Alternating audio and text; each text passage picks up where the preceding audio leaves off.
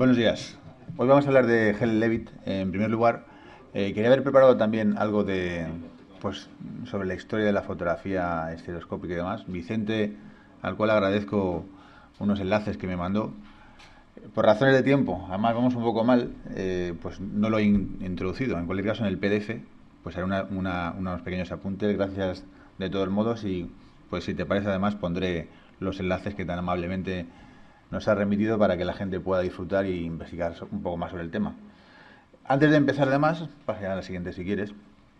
Después de visto lo visto hoy, me ha venido a la frase una cita célebre de un fotógrafo, Arnold Newman, que es un retratista norteamericano famoso por una foto, por lo menos a mí me gusta, de Igor Stravinsky, que dijo algo así como que la fotografía es una ilusión de la realidad con la que creamos nuestro propio mundo privado. Y hoy ya quedó de manifiesto, es decir, todo es una mentira, es una ilusión de la realidad con la que nos fabricamos nuestro mundo. Y yo estoy muy de acuerdo y ahora más todavía si cabe. Y felicito además a Jordi por su excelente clase y su trabajo que me ha parecido sorprendente y magnífico. Bien, dicho esto, vamos a hablar de Helen Levitt, una fotógrafa norteamericana también muy longeva, vivió 96 años, famosa por la street photography, fotografía a pie de calle, y vamos a ver unos apuntes, como siempre, en primer lugar, sobre su vida y después algunas imágenes. Ella dijo: cuando vi fotos de Cartier-Bresson comprendí que la fotografía podía ser arte y eso me hizo ser más ambiciosa. En sus inicios es autodidacta y se produce una transformación en su perspectiva o modo de entender la fotografía cuando conoce el interés que da Cartier-Bresson a la composición y a la obra incluso pictórica o de otras facetas del arte que influyen ciertamente en su modo de entender la imagen. Nace en Brooklyn, en Bensonhurst, en 1913, y bueno, su infancia transcurre allí. Además, seguramente los niños que jugaban por aquel entonces condicionan ese posterior trabajo fotográfico en el cual su obra se caracteriza por la presencia constante y permanente de escenas en las que los niños se desenvuelven de una forma espontánea, ingenua en la calle. Comienza a trabajar en un estudio de fotografía y ahí aprende en los primeros años con Florian Mitchell pues la técnica. Como no podía ser de otra forma, pues en estos comienzos donde el pictorialismo todavía está en boga, conoce a Stieglitz también y de la mano de Bresson pues finalmente llega hasta conocer también el trabajo de fotógrafos coetáneos y las imágenes de otros fotógrafos que podríamos considerar incluso pioneros de la street photography, como son Adjet, Brassai, incluso el que ya hemos hablado aquí. Como vemos ahí, la obra de Cartier-Bresson y Walker Evans, al que conoce también, ya se presenta en el estudio de Walker Evans, le lleva un portfolio y a partir de ahí se inicia una relación de amistad con los dos y su evolución como fotógrafa está condicionada con él. También, además, como vemos en 1943, gracias de la mano de Nancy Newell, que fue famosa por su trabajo al frente del MoMA, en la sección también de fotografía, realiza su primera exposición individual en 1943, como vemos. Esta imagen, precisamente, es una que, como veremos a continuación, pone de manifiesto sus inquietudes artísticas antes y después de conocer a Bresson.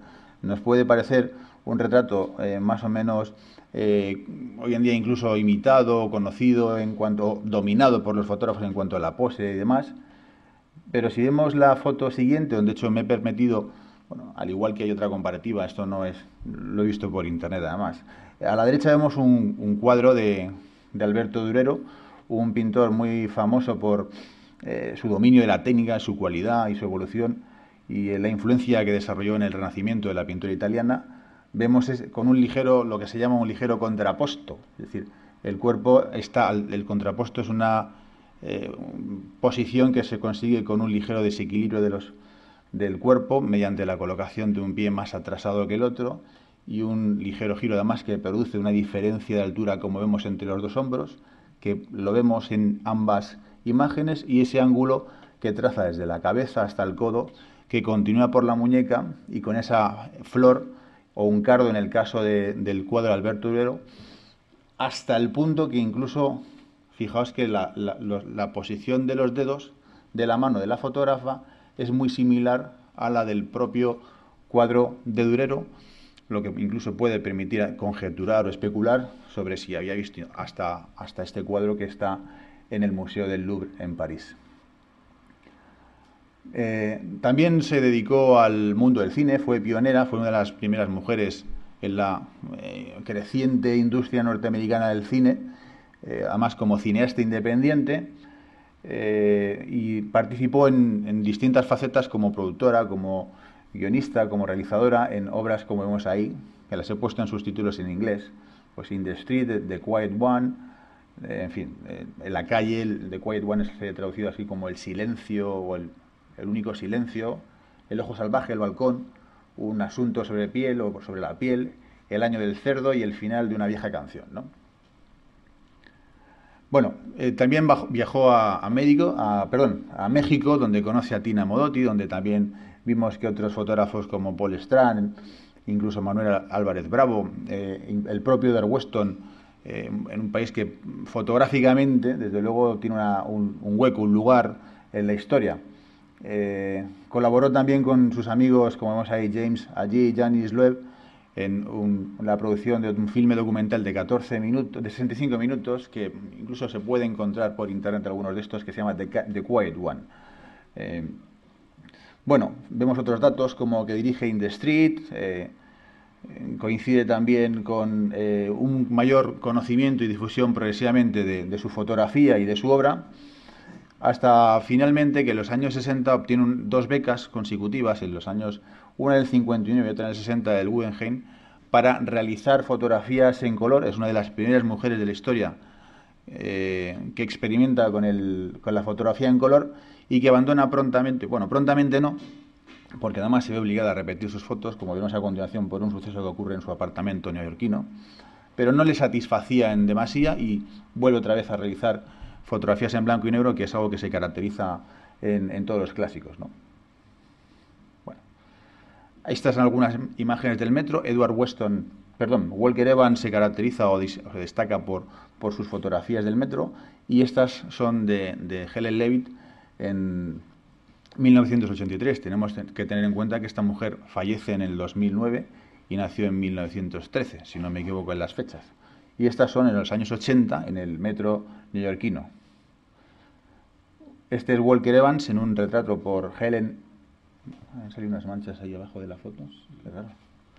Bueno, junto con Cartier-Bresson, como hemos dicho, es probablemente de los fotógrafos que más influyen en su vida, y además este hombre le permite conocer dos técnicas que influyen también en su obra. Una es el recorte o el cropping, que practicaba Walker Evans y hace lo propio Helen Levitt, por lo cual nuevamente vemos efectivamente como el resultado final de la obra es objeto primero de la visión y del conocimiento técnico, incluso compositivo, pero después se beneficia de una forma mayor o menor purista y en función de las opiniones personales de cada uno, de ese recorte que arregla, diseña o compone la imagen final, que no es en cualquier caso lo que primeramente había visto el fotógrafo, pues como vimos por ejemplo en el caso de la fotografía de los panes de Picasso, con el recorte de la foto de Doisneau también, que es muy conocido.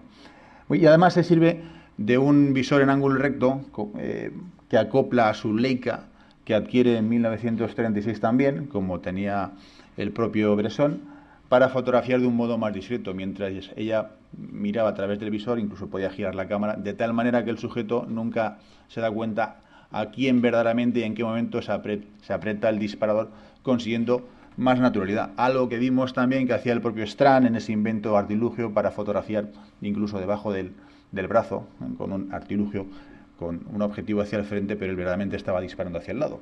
De tal manera que conseguía esa espontaneidad en los sujetos.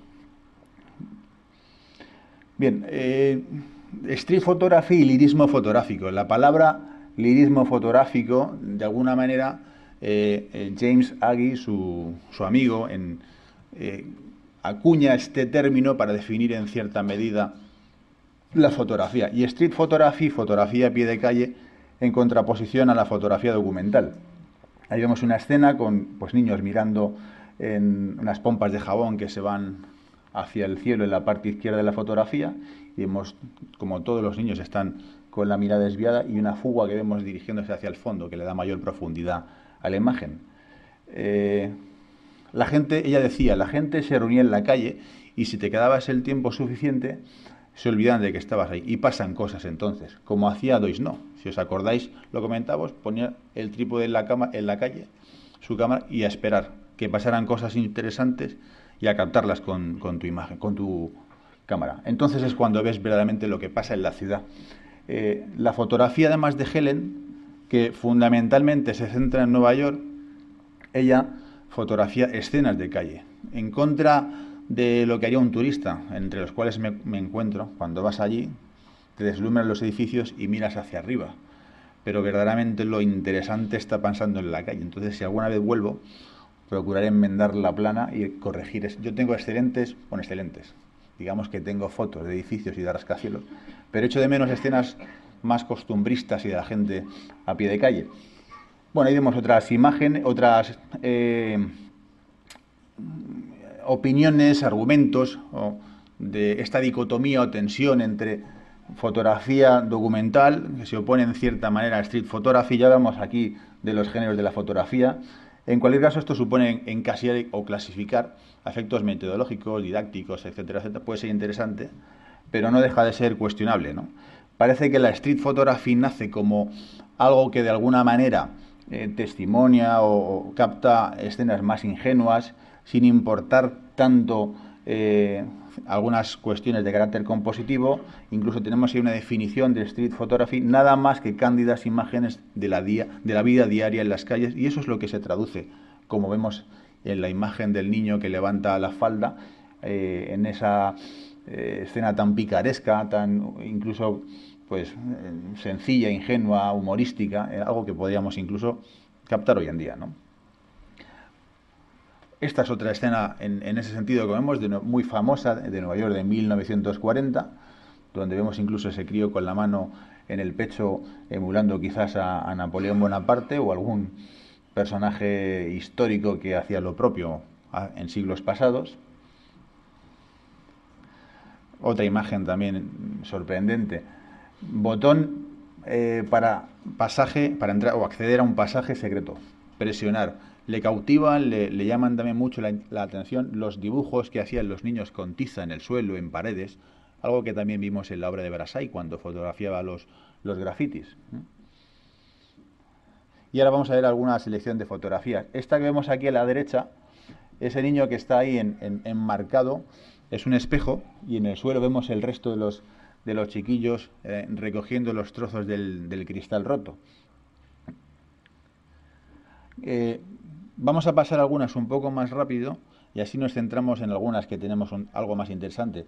Yo desde luego estas fotos las vi pues creo que fue en el Metropolitan de Nueva York, y a mí verdaderamente me impactaron y me causaron una gran impresión. La foto de la izquierda a mí es una desde luego de mis favoritas de esta fotógrafa. Vemos ahí, bueno, solo el momento, lo que ha conseguido captar, pero es que esa distribución de los personajes con el pórtico en la fachada y el sujeto de la derecha, que incluso si nos fijamos en la derecha, además de parecer que lleva una especie de gorro, sombrero, y resulta inverosímil conjeturar cómo ha llegado el niño ahí, vemos hasta un eje a través del niño y cómo nacen otros dos hacia izquierda, hacia derecha.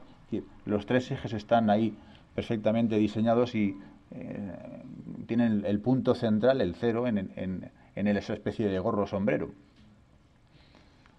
Bueno, tres personajes aquí a la izquierda y nuevamente uno a la derecha.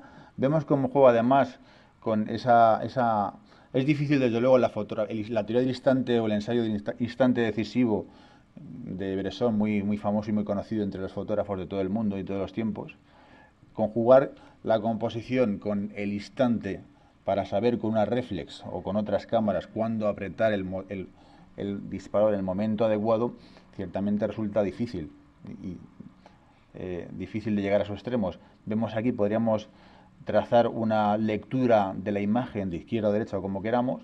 Vemos las tres personas o las tres mujeres en primer plano con miradas dirigidas hacia lugares distintos, solo una de ellas nos mira el fotógrafo, y a la derecha finalmente, si hacemos ese recorrido de izquierda a derecha, pues vemos un sujeto mirando hacia otro lado. Algo ha llamado su atención y aunque no se ve, casi con una mano apoyada en la barandilla, fumando un cigarrillo, algo proscrito hoy en día. Nuevamente aquí dos planos, primer plano, profundidad, la chica mirando hacia la fotógrafa y el niño arrodillado, recostado con el codo sobre su rodilla y mirando en dirección opuesta o hacia la derecha, ¿no? Hacia donde tiene más aire la fotografía. Yo viendo algunas de estas imágenes también me pregunto hasta qué punto, como me pasa con otros fotógrafos, son fotos pensadas, improvisadas, o en qué grado colaboran algunos de los sujetos, especialmente en una que veremos más adelante, ¿no? Bueno, algunas escenas de Nueva York, 1942, una fotografía de un ambiente, de una ventana, que hoy seguramente será más difícil de realizar. Muchas de sus fotografías están realizadas en el Bronx, en el Spanish Harlem, en barrios pues con unas condiciones de vida más dificultosas, y sin embargo ella, lejos de centrarse en esas penosas condiciones, incluso en el hambre, o escenas hasta tristes o lastimeras, podríamos decir, les da siempre un tono pues respetuoso con los protagonistas de sus fotografías, ¿no? Bueno, otra imagen con tres niños donde vemos tres sujetos principales con tres máscaras. Me recuerda a nuestra amiga Diane Arbus de la semana pasada. Tres sujetos principales y, bueno, podríamos hacer una lectura más o menos en ese sentido, pasando por los tres rostros y acabando en la fotografía. Y luego además están los pórticos que trazan dos líneas verticales y una imagen reflejada que apenas intuye ver el edificio de enfrente, algo que me recuerda también a las fotografías de escaparates de ayer, donde había una foto dentro de la foto, la ciudad reflejada en las imágenes que nos presentaban también el fotógrafo francés. Bueno, esta fotografía a mí también me parece muy interesante. Creo que sale automáticamente, no sé si hay que darle a la tecla. Bueno, ahí, vemos una curva que traza desde la esquina inferior derecha, que adopta esa curvatura y que pasa por dos personajes situados, un niño a pie del árbol, que parece que lleva un pañuelo, una máscara. Bueno, podríamos hacer incluso seguir trazando líneas verticales que nos ofrecen una conclusión o resumen sobre la tensión o dinamismo. Vemos predominio de líneas verticales en las fachadas de los edificios, pero también para romper esa tensión que provocan pues las líneas que delimitan la acera. Bueno, acera prácticamente no existe. Otro eje vertical a la derecha que pasa por la ventana superior, la escalera contra incendios. Como vemos, dominio de la composición en cualquier caso se deduce de un visionado más tranquilo y pausado de sus fotografías, ¿no? Bueno, nuevamente esta foto de la derecha está repetida y a la izquierda vemos unos sujetos en la parte izquierda, la niña pues haciendo pis en la acera. Si seguimos recorriendo la foto, aunque apenas es perceptible, hay un personaje pegado a la fachada mirando sus manos, y nuevamente al fondo en las escaleras progresivamente vemos distintos sujetos que esa lectura en diagonal, dándole profundidad, nos hace detenernos progresivamente en la fotografía y observando distintas escenas de la vida cotidiana en este barrio concreto, ¿no? Bueno, otra imagen que a mí me gusta mucho y me resulta muy interesante, ¿eh? Si pasamos a la siguiente, podemos ver un grupo de sujetos que están dispuestos, cada uno con la mirada dirigida hacia un lugar distinto, lo que le da mucha fuerza y mucha vitalidad a esta fotografía. Además, un niño... por eso pensaba antes, os decía, de la intervención del fotógrafo en la escena, porque además vemos aquí como el niño precisamente, que es el sujeto de menor altura, está colocado en primer plano, como hace cualquier fotógrafo de bodas. Cuando ponte aquí, que si no, no sales. El varón que sigue a continuación, seguramente con un porte además de autosuficiencia, incluso de orgullo, parece que se ha dado cuenta, como las otras dos, de que está siendo fotografiado, y el hecho de que cada uno mide a un lugar distinto es lo que a mí además de esa distribución escalonada con una forma triangular en la fotografía. Fijaos además la potencia que le da la imagen, el conjugar esos elementos, esas formas geométricas, como son esa distribución de los personajes en forma de pirámide, y de fondo vemos pues prácticamente un rectángulo a la derecha, y luego podemos ver otros dos en forma de L, Si buscáis algún cuadro de Alberto Durero que no he insertado, vemos además que, y es algo que se reproduce en fotógrafos a lo largo del tiempo y en pintores, situar la escena principal y dejar una especie de ventana. Hay un retrato muy característico, un autorretrato de Durero, que por cierto es uno de los primeros pintores en que empieza de una forma más prolífica a hacer retratos o autorretratos, mejor dicho. Bien, nuevamente vemos que mientras más elementos hay en una escena, seguramente, y eso creo que Benito ha dado explicaciones en ese sentido en muchas ocasiones, más difícil es componer la imagen. La sencillez o la introducción de pocos elementos nos permite después ir evolucionando hasta conseguir imágenes más complejas. Y esta es una imagen compleja donde hay varios personajes que podemos libremente visionar o interpretar como queramos o empezar a recrearnos de izquierda a derecha, pero vemos como además tanto si empezamos la fotografía como por la izquierda como por la derecha, vamos a ir pasando del señor que está en la parte inferior izquierda con la mano apoyada en esa barandilla, pasamos por la niña con el personaje que está de espaldas, continuamos por el otro, podemos recorrerlo en el eje vertical, incluso después continuar por su brazo hasta el hombro, finalmente al tercero que está sentado y concluir la fotografía por el pasamanos hasta la esquina inferior de la fotografía. Si lo hacemos al revés, el resultado es prácticamente el mismo. Bueno, algunas imágenes de sustancia en México.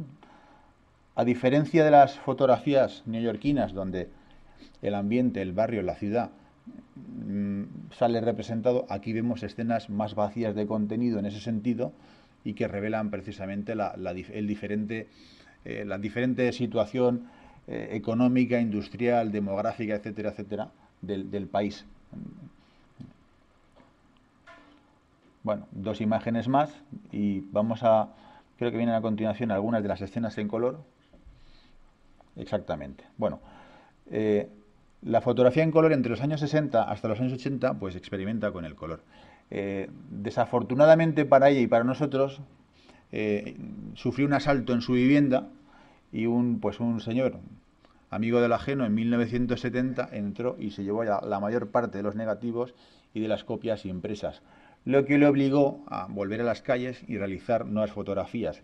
Como vemos, el Guggenheim le había encargado a través de una beca en el 59 y en el 60 pues hacer reportajes en color y se vio obligada a nuevamente pues lanzarse a pesar de no ser lo que más le llama, sino como ya ha quedado manifiesto, le gusta el blanco y negro, y finalmente en el MoMA se realiza en 1974 una de las primeras exposiciones de fotografía en color de la historia. Bueno, esta es una imagen muy conocida de ellas, de fotografía en color, donde pues vemos nuevamente una composición muy estudiada. Un eje vertical traza a la mujer de la derecha, otro que traza a la anciana. Incluso fijaos que el brazo de la anciana que está sentada casi traza una línea horizontal que coincide con el brazo extendido de la mujer de la derecha. Yo veo muchos matices y mucha riqueza compositiva en esta fotografía. El perro además nos mira a nosotros, la anciana mira hacia el suelo. Bueno, en fin, me parece una foto muy interesante. Algunas otras escenas en color, más desenfadadas, más distendidas. Aquí la niña que está con los brazos cogidos en esa... Y vemos además una distribución casi en dos rectángulos que me atrevería a decir que si lo medimos incluso el rectángulo que delimita la barra esa de madera, pues hasta tiene una división en proporciones en dos rectángulos casi áureos, algo que supongo que más adelante habrá, con el avance de las sesiones, tiempo de comentar. Bueno, otra es fotografía en color, donde nuevamente vemos tres elementos, incluso si trazamos nuevamente una diagonal o una línea recta desde esa trapo vestido desde la ventana, cerramos un triángulo perfecto entre los tres elementos principales de la escena. Bueno, otra fotografía con mucha riqueza de líneas, donde vemos las dos marcas viales impresas sobre el firme, que dirigen desde la atención desde el fondo, desde la acera o desde la parte delantera de la fotografía, y vemos los dos ancianos que a duras penas pueden mantenerse en pie, los dos mirando al suelo, con un andar muy dificultoso, los coches detenidos, no sabemos si hay semáforo o no, y los personajes que tranquilamente desfilan o deambulan por la acera, ajenos a la escena que se desarrolla delante de ellos, y que la fotógrafa además está en medio de la calle, con el tráfico probablemente parado, no sabemos si son vehículos estacionados o no, pero los mastodontes, además de metal que están a la derecha, son el contrapunto perfecto a la debilidad que nos transmiten los dos ancianos que tratan de cruzar la calle penosamente, ¿no? Bueno, esto es un extracto de una entrevista que podéis ver en inglés en la fuente es npr.org, una entrevista que hizo Melissa Bold en 2001 a Helen Levitt, pocos años antes de morir, donde, bueno, yo he visto algunos extractos que me han parecido interesantes. Le pregunté por qué le resulta tan difícil de hablar de su fotografía. Dice, si fuera fácil, sería escritora. En vez de hacer fotos, me pondría a escribir. Desde el momento en que no articulo palabra, me expreso con imágenes. Brassai, por ejemplo, a mí por eso me llaman poderosamente la atención la capacidad polifacética, multidisciplinar de algunos otros artistas, pues como el caso de Brassai, que además era escultor, pintor y un escritor de un reconocido talento, ¿no? En su apartamento, dice esta mujer, la periodista, observé cajas con inscripciones, una etiquetadas, una simplemente con nada bueno, otra de aquí y allí. Y le preguntó, ¿es el comienzo de otro libro? ¿Puedo echar un vistazo? Dice, pues no estoy segura de ellas. Si estuviese convencidas de que valen algo, te las mostraría, pero no puedo. En realidad, dice ella, debía haber decidido que sí que tenían algo de valor, porque años después vería a la luz un libro titulado Here and There, de aquí y de allí, y esa sería la razón probablemente por la que no quería que viesen las fotografías, ¿no? Bueno, y esta es Helen Levitt en el metro, vista por Walker Evans en 1938, donde además, fijaos, nuevamente vemos las formas geométricas detrás del sujeto. Nos podemos estar más o menos de acuerdo en cuanto a la posición en el encuadre, si lo hubiéramos cambiado, pero nuevamente vemos elementos detrás que a mí me hacen pensar sobre la intencionalidad del sujeto en cuanto a o del fotógrafo, en la posición donde ha situado. Igual estaba hasta él sentado en un banco del frente y ha tenido la fortuna de esos elementos que estuvieran detrás. Y bueno, pues con esto hemos visto un poco más de la obra de Helen Levitt. Muchas gracias a todos.